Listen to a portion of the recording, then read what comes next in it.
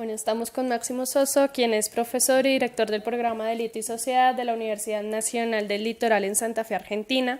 Aprovechamos su visita a Colombia en el marco del Congreso Internacional Criminología Mediática, Justicia Penal y Política Criminal, organizado por la Escuela de Investigación Luis Carlos Pérez de la Universidad Nacional de Colombia, para dialogar con él sobre los debates actuales y contemporáneos del control social del delito.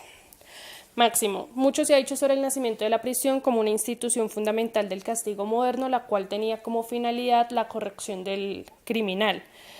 Del mismo modo, distintas corrientes criminológicas, tanto positivistas como críticas, han señalado que ese proyecto ha fracasado desde su mismo nacimiento. No obstante, tú has señalado que existe una economía mixta de la prisión real, en la cual el proyecto normalizador, disciplinario y correccional se mantiene vivo en términos retóricos. ¿Podrías un poco profundizar en esta idea? Sí. En realidad hay como dos cuestiones que están vinculadas, ¿no? La primera sería el tópico del fracaso de la prisión con respecto al modelo correccional, al ideal de corregir a los individuos que han cometido un delito. Evidentemente parece haber pocas dudas de que la prisión no produce corrección, sino que lo que produce es degradación de los seres humanos a través de unas formas de intervención sobre su vida que implica el secuestro en la prisión, que producen múltiples privaciones mucho más allá de la privación de la libertad, y que esa degradación y esas privaciones luego repercuten en la salida de la prisión de las personas, en el reforzamiento de su exclusión social y por tanto en transformarlos de nuevo y aún más profundamente en objetos de distintas prácticas de marginalización. Ahora, una cosa es cuál es el efecto de la prisión, que fue organizada en torno al ideal correccional, y otra cosa es la discusión acerca de cómo está organizada la prisión. Entonces hay alguna lectura en el debate contemporáneo de la sociología de la prisión que enfatiza lo que podríamos llamar un mecanismo de sucesión.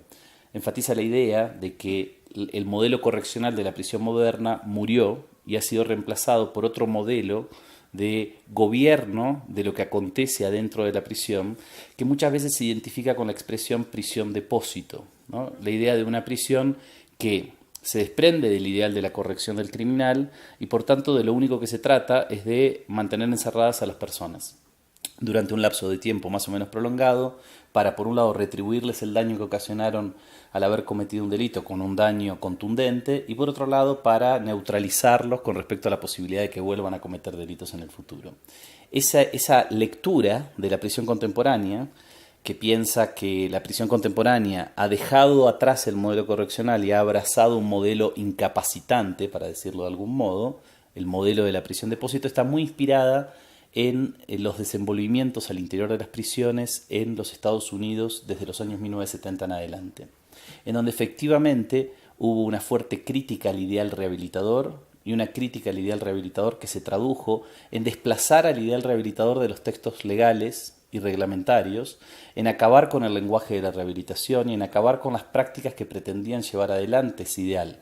Por ejemplo, cerrar los programas de educación adentro de las prisiones o cerrar los programas de atención o asistencia psicológica de los problemas de salud mental que las personas privadas de la libertad podrían tener. Porque se dice, como no queremos corregir y lo que queremos es retribuir e incapacitar, estos programas no son necesarios porque al mismo tiempo son costosos.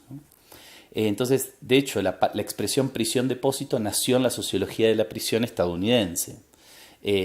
Muchas veces se ha trasladado esa lectura hacia los países de América Latina. Entonces, en varios trabajos de fines de los 2000, yo traté de insistir en poner algunas advertencias sobre el traslado de esa lectura en forma crítica y completa y absolutamente automática al escenario de América Latina. ¿Por qué? Porque en el escenario de América Latina, en casi todos los países tenemos al ideal de la rehabilitación instalado en los textos legales y en los textos reglamentarios, en los discursos oficiales de las administraciones penitenciarias. Y si bien es cierto que la rehabilitación no funciona, y ese es otro problema, no produce el efecto deseado en el afuera, sí el ideal de la rehabilitación da lugar a un mecanismo de gobierno de la vida secuestrada que se mantiene en gran medida vigente en América Latina a pesar del hacinamiento o la sobrepoblación, del ejercicio de la violencia, etcétera, en muchas regiones de América Latina, en muchos lugares de América Latina y en muchas prisiones en particular. Pensemos, por ejemplo, en la dinámica de la libertad condicional. La libertad condicional es una institución que está presente en muchísimas jurisdicciones en la Argentina y que requiere, es requiere para existir del ideal de la rehabilitación. No podemos pensar la libertad condicional sin el ideal de la rehabilitación. Te voy a liberar porque creo que te estás corrigiendo y voy a testear que te estés corrigiendo, liberándote, y voy a testear que cumplas con unas condiciones en el afuera que demuestran que te estás corrigiendo. La libertad condicional es una herramienta fundamental en el gobierno de las prisiones. Si bien es cierto que en nuestras prisiones hay un montón de presos procesados y no condenados, y por tanto no son, en el momento en el que están procesados, candidatos a la libertad condicional, desde que ingresan a la prisión empiezan a aprender qué es lo que hay que hacer para poder llegar a la libertad condicional. Un preso tiene una socialización básica en las cosas que es necesario hacer adentro de una prisión para poder llegar a ese momento deseado, que es el momento de la liberación, porque lo que todo preso quiere ser es dejar de estar preso. Entonces el ideal de la rehabilitación y toda una serie de prácticas, de evaluaciones, de calificaciones de conducta, de calificaciones de concepto, está plenamente vigente en las prisiones argentinas, porque es un buen método para gobernar parte al menos de la vida secuestrada, ¿no? La vida de los condenados más que la vida de los procesados. Entonces, la idea de economía mixta pretendía recuperar esto. Hay sectores de la vida de la prisión en donde el gobierno de lo que pasa cotidianamente está estructurado de acuerdo a un modelo incapacitante. Típicamente la vida de los procesados, ¿no? Que en algunas jurisdicciones, por supuesto, son muchísimas personas al interior de la población penitenciaria. Pero eso no quiere decir que el modelo correccional haya desaparecido, sino que el modelo correccional sigue funcionando para gobernar otro sector de la población penitenciaria, y lo hace en forma bastante efectiva, diría yo. O sea, lo hace en forma bastante efectiva en el sentido de que estructura buenos presos, logra su objetivo. Aquí hay una discusión que también es muy vieja, ¿no? El modelo correccional pretendía lograr hombres honestos. Esta es una lectura que pone, en cierto sentido, el objetivo del modelo correccional fuera de la prisión, en lo que pasa cuando la persona deja de estar presa.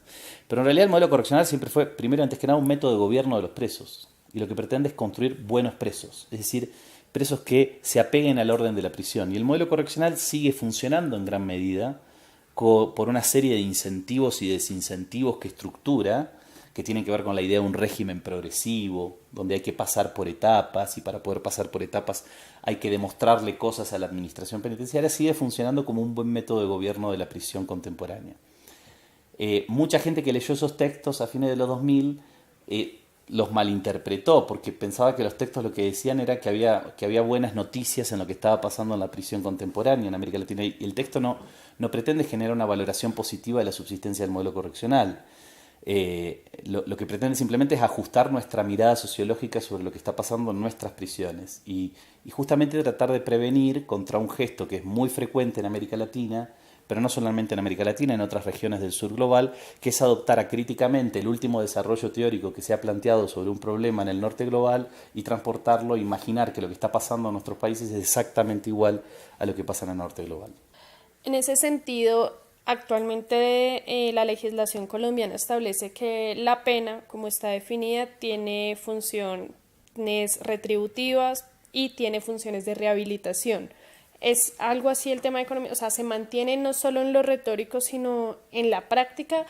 Aquí ha habido algún elemento interesante de análisis, y es que si bien se han mantenido los programas, digamos, de redención de pena que siguen funcionando, se mantienen las medidas como la libertad condicional, se ha implantado también el término de la eficacia penal para tratar de producir condenas mucho más rápido, y eficacia no bajo el entendido de producir justicia, sino de producir condena.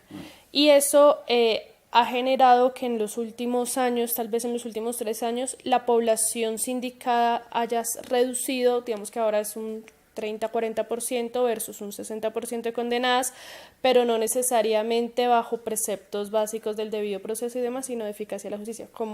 ¿Cómo consideras esto? Ahí diría dos cosas diferentes, ¿no? Digamos, o se me ocurren decir dos cosas. Por un lado, claramente Colombia es uno de los países líderes en América Latina en la producción de un giro punitivo, ¿no? La tasa de encarcelamiento colombiana aumentó en las últimas 3 décadas de un modo completamente espeluznante, que lo equipara a los peores escenarios del globo, ¿no? Por eso Colombia hoy es uno de los países de América del Sur que más presos encarcela proporcionalmente. Las razones de ese encarcelamiento, de ese crecimiento del encarcelamiento, son complejas, y hay algunos colegas colombianos que han escrito al respecto, digamos. Pero volviendo a nuestro argumento anterior, el crecimiento del encarcelamiento per se no hace que el modelo correccional de la prisión moderna desaparezca. Lo que seguramente produce como resultado, como en todas las otras jurisdicciones en donde se han producido esos crecimientos abruptos del encarcelamiento, es que el masivo ingreso de individuos adentro de las prisiones genera superpoblación y hacinamiento.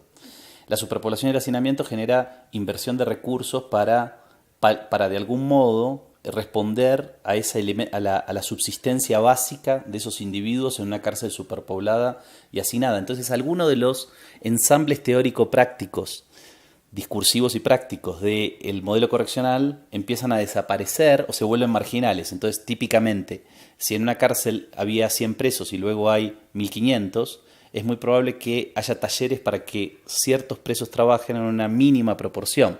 Entonces, tal vez cuando había 100, había 15 presos que trabajaban.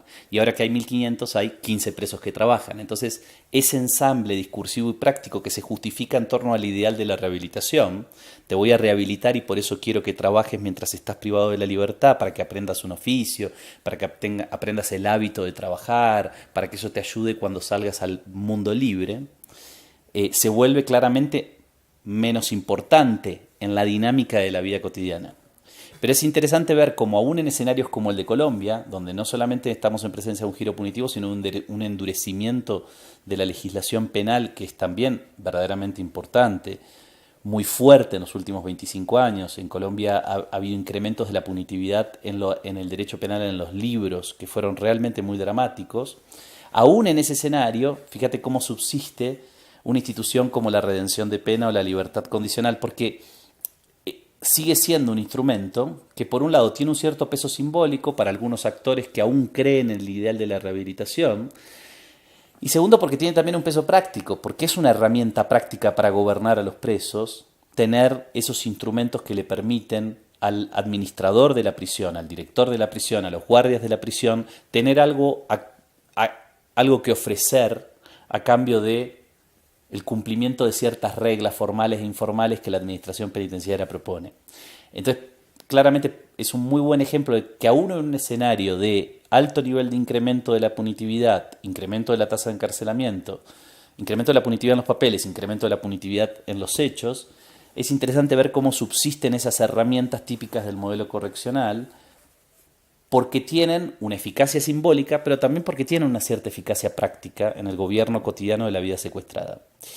Otro elemento que vos tocás en tu comentario es muy importante y es una de las cosas que en América Latina deberíamos estar estudiando más fuerte y dedicadamente, pese a que no lo estamos haciendo en la misma medida en la que es necesario, que es cómo ha afectado el cambio en la justicia penal a la producción de niveles de punitividad como los que estamos mirando hoy en América Latina. ¿No? Digamos, en América Latina, a lo largo y a lo ancho de América Latina, hemos asistido a cambios que en materia de proceso penal y de justicia penal se han construido, se han legitimado diciendo que había que pasar de un modelo inquisitivo a un modelo acusatorio, y que ese modelo acusatorio iba a ser transparente, que ese modelo acusatorio iba a ser oral, que en ese modelo acusatorio todos los ciudadanos íbamos a poder ver cómo funciona la justicia penal, cómo se toman las decisiones, que iba a haber verdadera contradicción entre defensa y acusación, que el imputado iba a poder escuchar los argumentos de la defensa y los argumentos de la acusación, que iba a poder ser escuchado por los funcionarios judiciales antes de tomar la decisión, que las víctimas iban a poder participar de algún modo, etcétera, etcétera. El modelo de algún modo auspiciado ha sido el mismo a lo largo y a lo ancho de América Latina.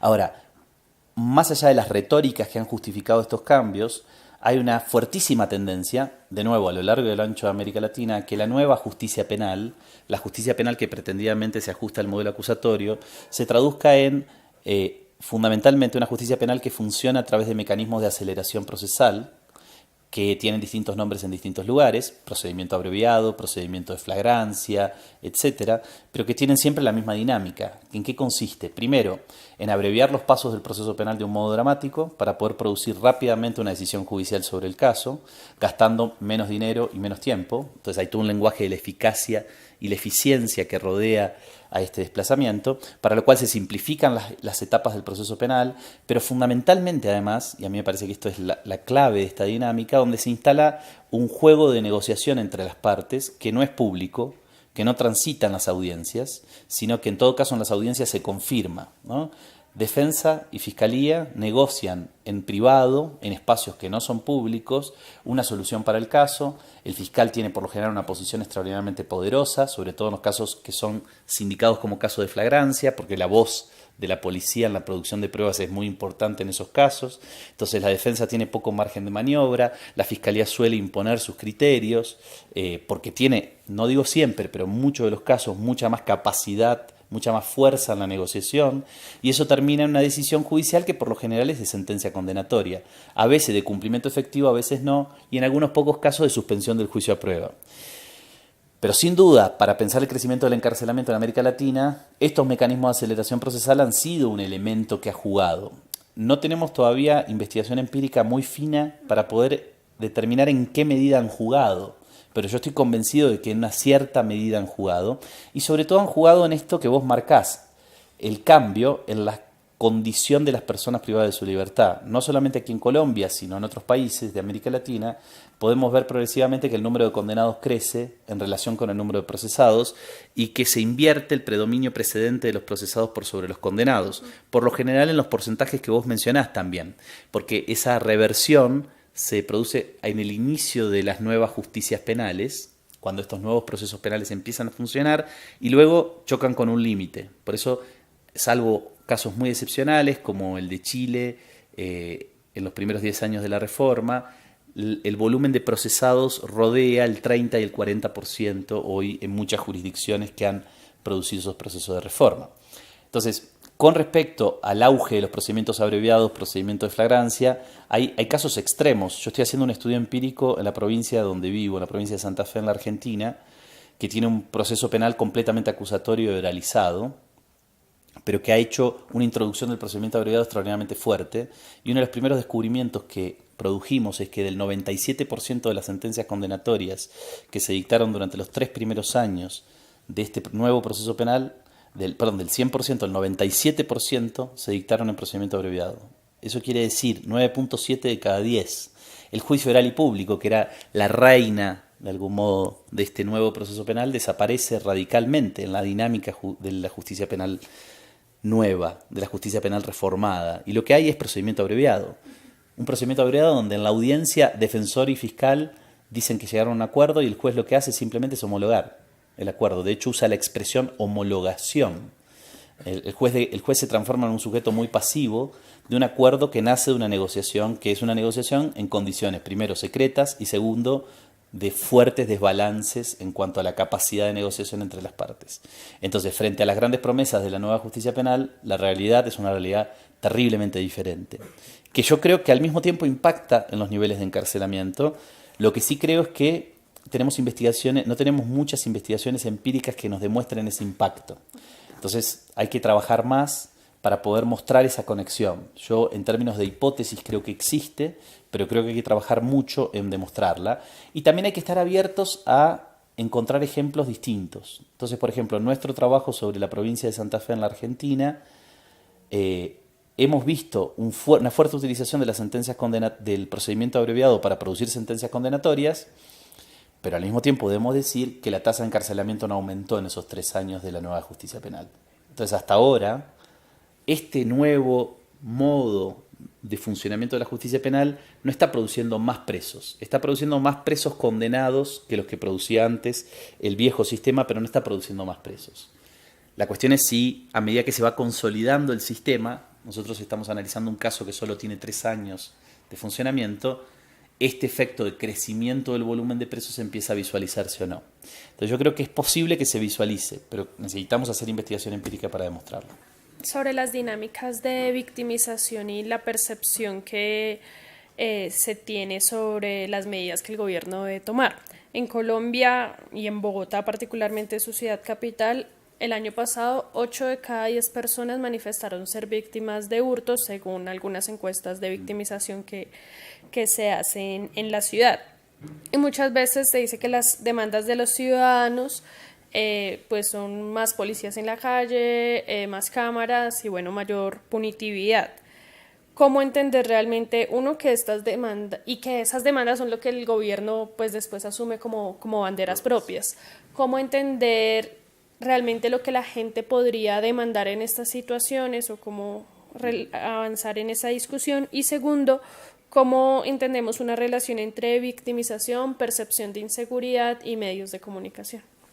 Bien, son preguntas difíciles, pero voy a tratar de ser sintético. Digamos, no conozco las encuestas de victimización en Bogotá y no conozco su calidad, pero a priori diría que un índice de victimización de 8 sobre 10 en materia de hurto personal es una cifra extraordinariamente exagerada y me genera serias dudas de que sea una cifra verdadera. Nosotros hacemos encuestas a una muestra representativa de ciudadanos de la ciudad en donde yo vivo, que es una ciudad de 600.000 habitantes. Entrevistamos a 3.000 hogares desde hace 10 años y el índice de victimización de lo que nosotros llamamos hurto y robo rodea el 12 o el 13% y es muy alto para una ciudad argentina.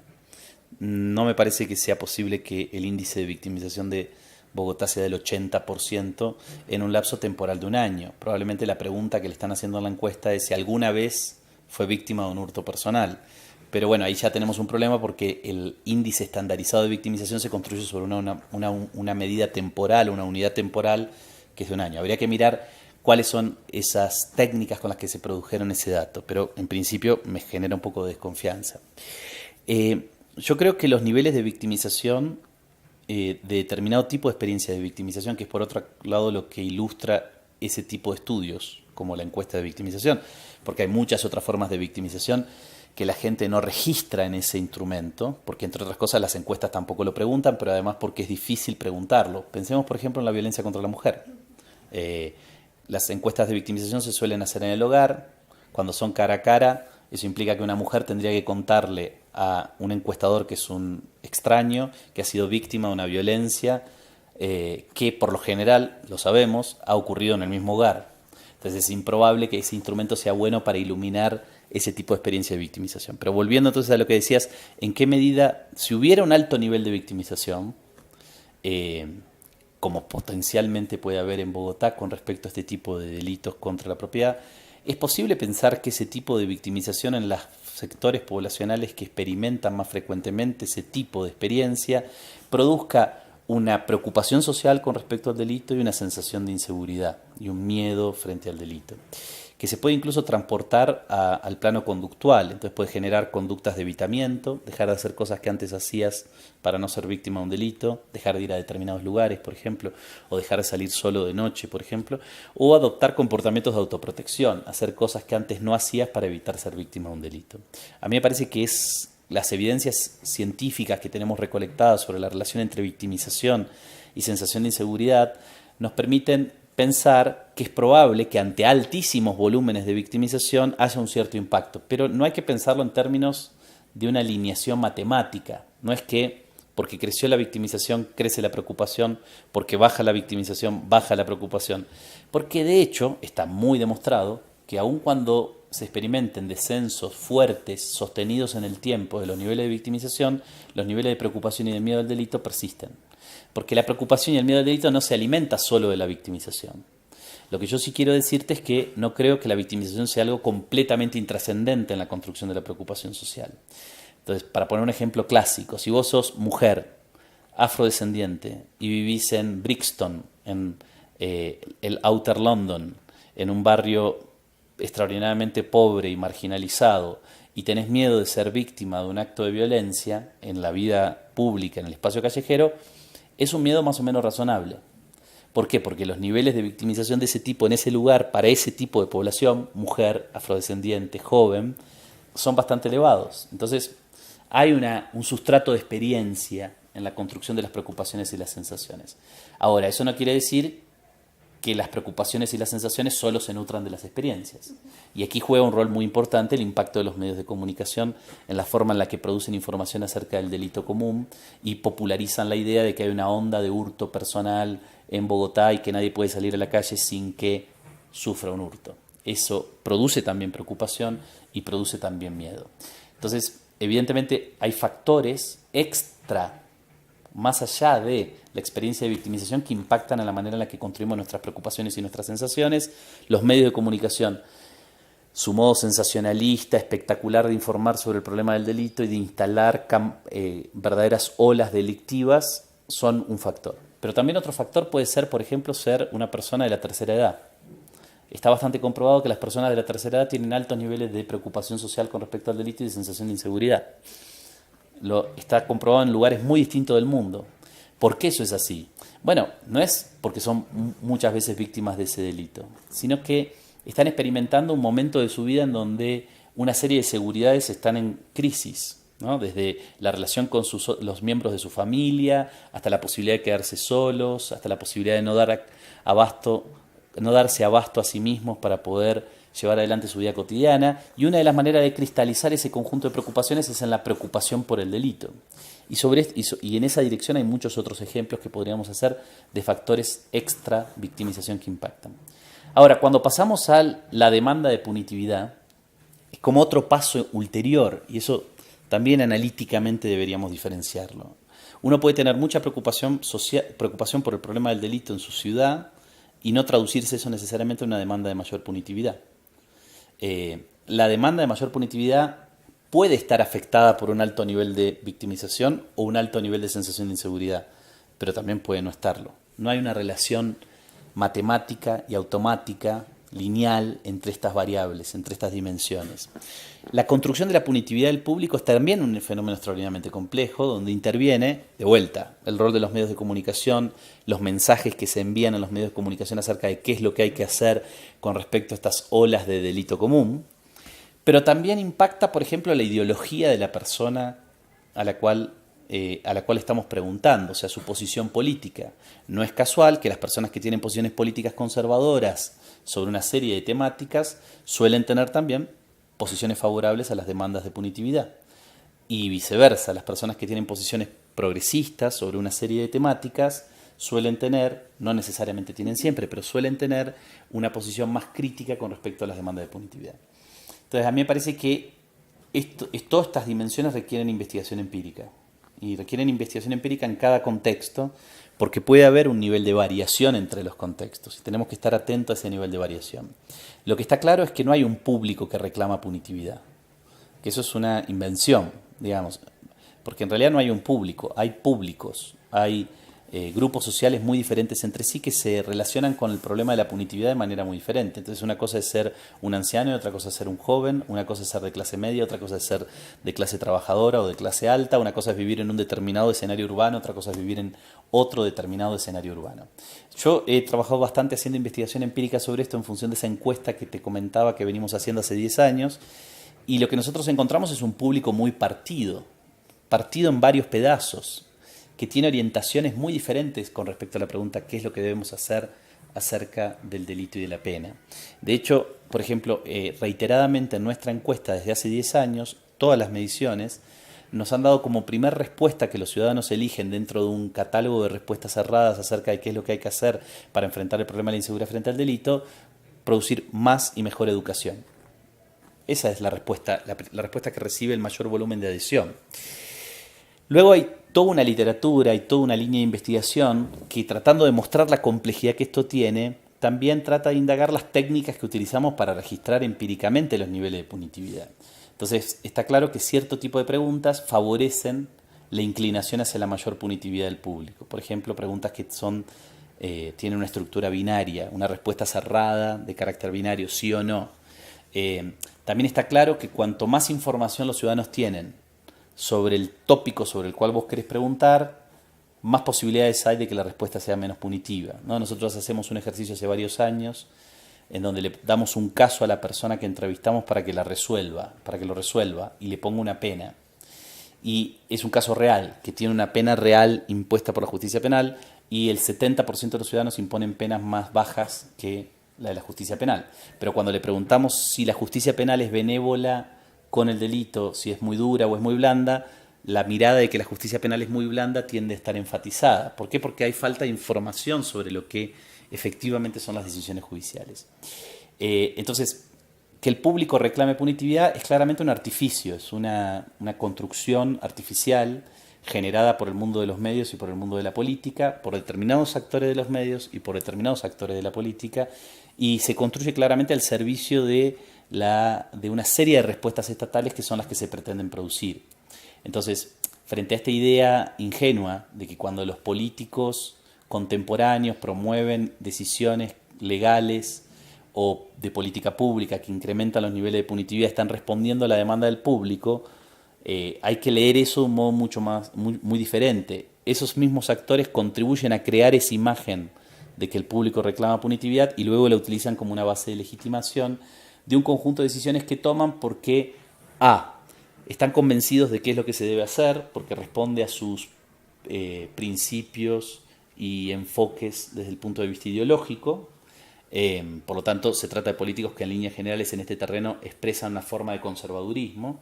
O B, porque aun cuando no sean ese tipo de político, trabajan cínicamente sobre lo que consideran que sería un tipo de decisión que produce consenso público, consenso político, consenso electoral. Entonces, aun cuando no crean en que ese es el tipo de respuesta adecuada, ni moral, desde el punto de vista moral o ético o desde el punto de vista de la efectividad, construyen esas decisiones porque es la manera de producir su lugar de autoridad. Siguiendo un poco con el tema de los medios de comunicación, quisiera preguntarte, ¿los sistemas informativos solo pueden funcionar si seleccionan? No se muestra todos los hechos de una sociedad, sino los que deciden demostrar como hechos noticiosos. ¿Cómo se relaciona esta selección de los medios de comunicación con la selectividad del derecho penal? Y seguramente la selectividad de los medios de comunicación reproduce y amplifica la selectividad del sistema de justicia penal. Digamos, en líneas generales, el material empírico fundamental de la producción de mensajes desde los medios de comunicación acerca del delito son eventos delictivos producidos por sujetos débiles económica y socialmente que tienen una serie de características que los vuelven espectaculares. Por eso la presencia de la violencia, por eso la presencia de, entre comillas, buenas víctimas, o sea, víctimas que sean moralmente intachables y que son víctimas que se consideran sujetos puros, mujeres, niños, ¿no? Por eso también muchas veces la presentación de eventos delictivos en donde hay claramente posiciones de clase muy diferentes entre los participantes. El ofensor proviene de los sectores populares, el ofendido proviene de los sectores medios o incluso de los sectores altos. Entonces hay una fuerte focalización en la dinámica de los medios de comunicación en ese tipo de noticia, en la producción de ese tipo de historias y en construir mensajes en torno a ese tipo de eventos, que son los eventos en los que se focaliza fuertemente la justicia penal, porque la justicia penal aquí en Colombia o en cualquier otro lugar del mundo trabaja selectivamente y en ese trabajo selectivo tiende a enfatizar fuertemente el delito de los débiles, ¿no? Ciertas formas de delito contra la propiedad, ciertas formas de delitos contra las personas, ciertas formas de delitos contra la integridad sexual, delitos relacionados con las drogas ilegales, también ciertas formas de delitos relacionados con las drogas ilegales. Si paseamos por América Latina mirando por qué están presas las personas que están presas, estas 4 familias de actos delictivos son las que concentran, y el homicidio, perdón, son las que concentran claramente la mayor parte de las personas privadas de la libertad. Lo que no quiere decir que en los medios de comunicación no existan dinámicas también sobre ciertas formas de delito de los poderosos. Y en algunas jurisdicciones de América Latina hoy es importante notar cómo ciertas formas de delito de los poderosos están colocadas en el centro de la escena. Debatíamos en el Congreso, por ejemplo, el caso de Argentina o el caso de Brasil con respecto a la corrupción por parte de los políticos profesionales, ¿no? Sobre todo la corrupción del gobierno anterior. Luego de unos cambios políticos muy dramáticos, como se alían fuerzas de los medios con fuerzas de la política para instalar centralmente en los medios de comunicación el funcionamiento de la justicia penal sobre casos de corrupción, sobre delitos de sujetos poderosos, ¿no? Y ese es un fenómeno interesante, emergente, que desde una mirada ingenua puede ser visualizado como algo positivo, es decir, bueno, al fin los medios de comunicación están dando vuelta al desbalance tradicional de sus formas de producir información acerca del delito. Al fin los poderosos están en el centro de la escena, pero también es preciso tener en cuenta cómo en este giro de los medios hay una fuertísima dinámica política por detrás, una dinámica de combate político entre alianzas gubernamentales nuevas y alianzas gubernamentales viejas, ¿no?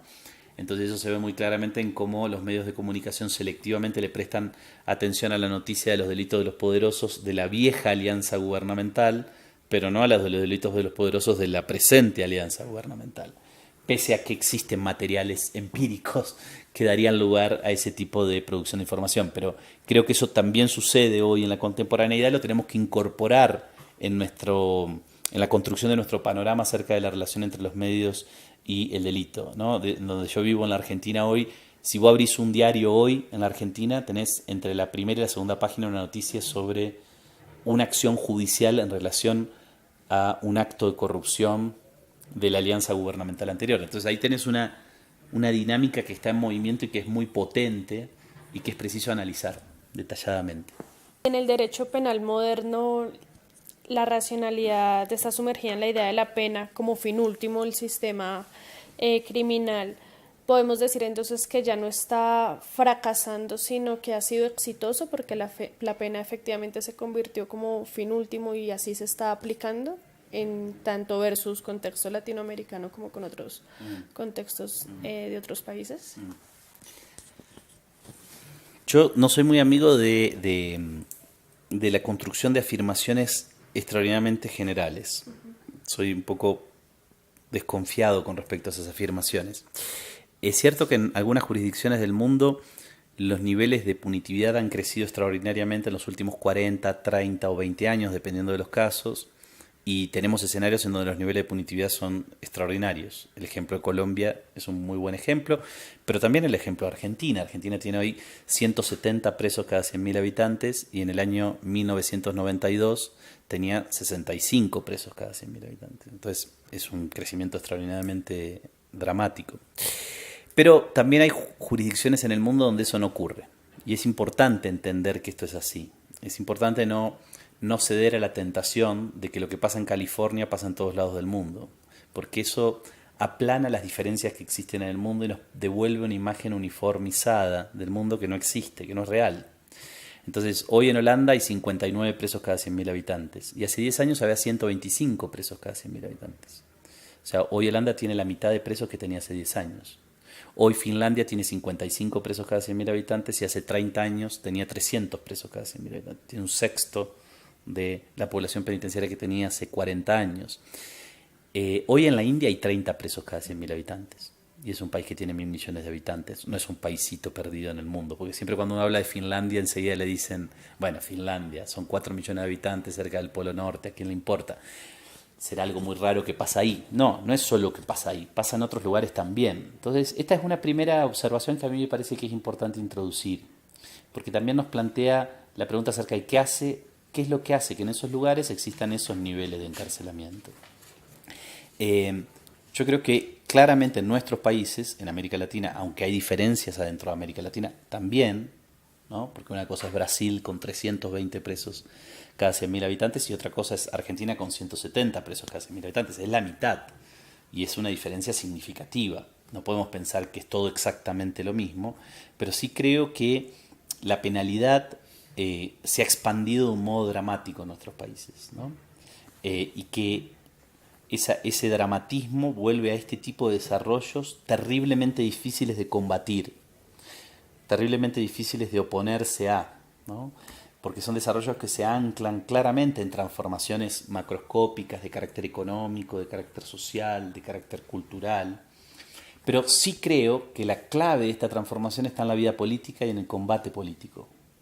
Yo no creo que los procesos económicos, sociales y culturales se muevan por sí solos o por una especie de fuerza mística, como si hubiera algo así como un Espíritu Santo que hace mover a la vida social en una dirección o en la otra. Creo que las cosas suceden porque en las luchas, en el ejercicio del poder, ganan unos e imponen determinado tipo de manera de pensar y manera de actuar que produce determinado tipo de resultados. Entonces, como creo que el motor justamente que el motor de la historia es la lucha,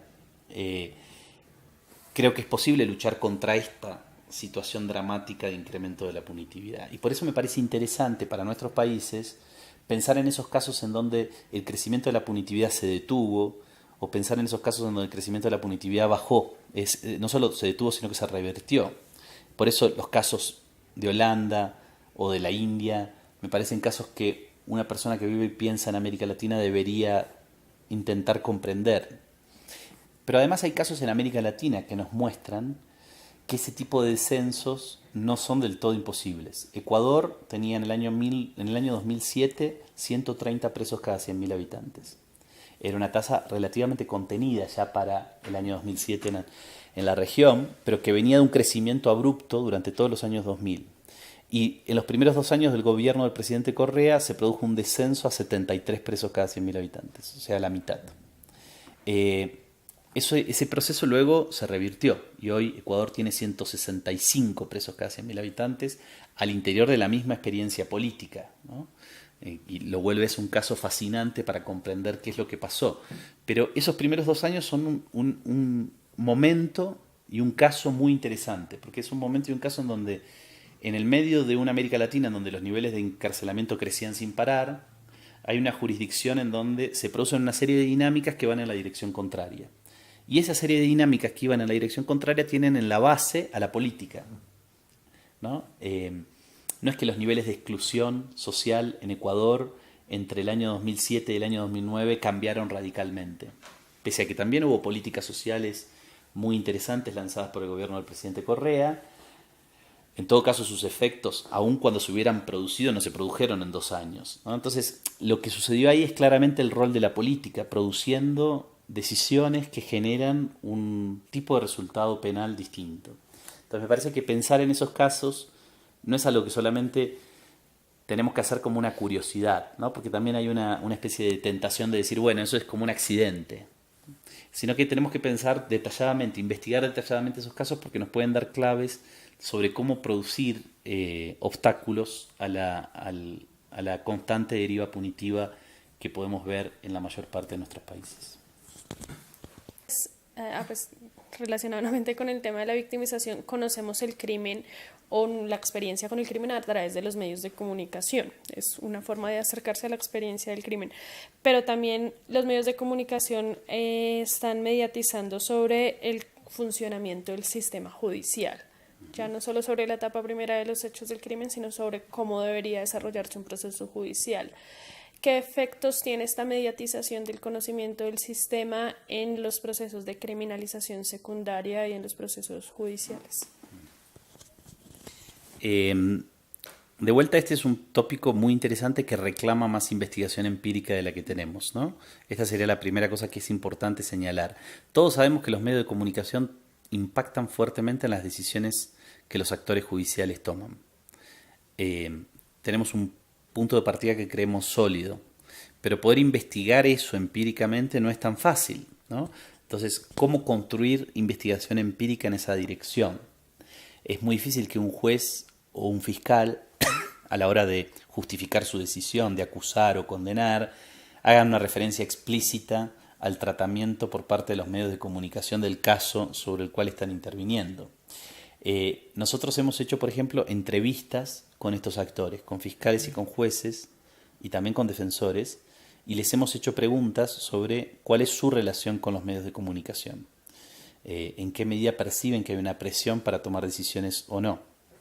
Y es muy interesante ver cómo, y le hicimos preguntas también sobre cómo veían esas presiones con respecto a los otros actores del teatro judicial, digamos, ¿no? Que opinara cada actor sobre los otros actores. Y la primera cosa que es fácil de ver es que por lo general los actores sobre sí mismos sostienen que las presiones de los medios de comunicación existen, pero no son efectivas. Es decir, que existe, por la forma en la que informan acerca del caso, una presión hacia tomar cierta decisión, pero que ellos, como actores judiciales independientes, que tienen una formación específica y una mirada específica, resisten esas presiones en forma más o menos heroica y toman las decisiones que es preciso tomar de acuerdo a lo que dice el texto legal, ¿no? Esta es la típica respuesta, ¿no? Pero es interesante que cuando le hicimos preguntas sobre qué le pasa a sus colegas de posición, a los fiscales opinando sobre los otros fiscales, a los jueces opinando sobre los otros jueces, ahí aparece claramente en la mirada sobre los otros, no en la mirada sobre sí mismo, el reconocimiento de la influencia. Especialmente nosotros hicimos las preguntas en torno a las decisiones de prisión preventiva, o sea, las decisiones de pedir prisión preventiva o de imponer prisión preventiva de fiscales y de jueces. Y ahí vemos en esa dinámica de cuando el fiscal o el juez habla de otros fiscales o jueces, que ellos reconocen que los casos que están en los medios de comunicación inmediatamente producen una presión hacia que la audiencia de medidas cautelares se resuelva con una prisión preventiva efectiva. Entonces, para mí no hay ninguna duda de que eso existe, tenemos que mejorar nuestra manera de mostrarlo, ¿no? Y investigar más detalladamente cómo esto opera.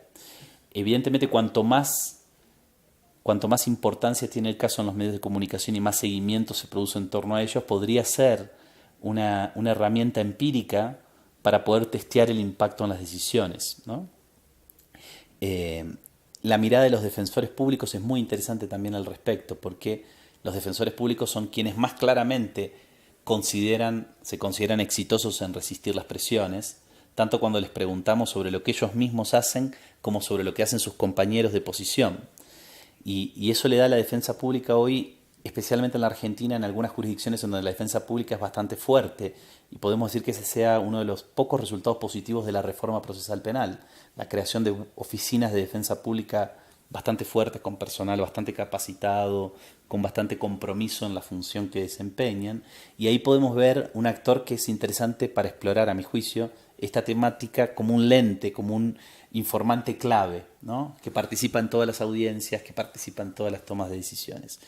Pero sin lugar a dudas, esto creo que uno puede afirmar que existe una conexión fuerte. Creo que lo que hay que hacer es trabajar en mostrarla más efectivamente y al mismo tiempo trabajar en revertirla, desde el punto de vista no de la investigación, sino del punto de vista de la intervención.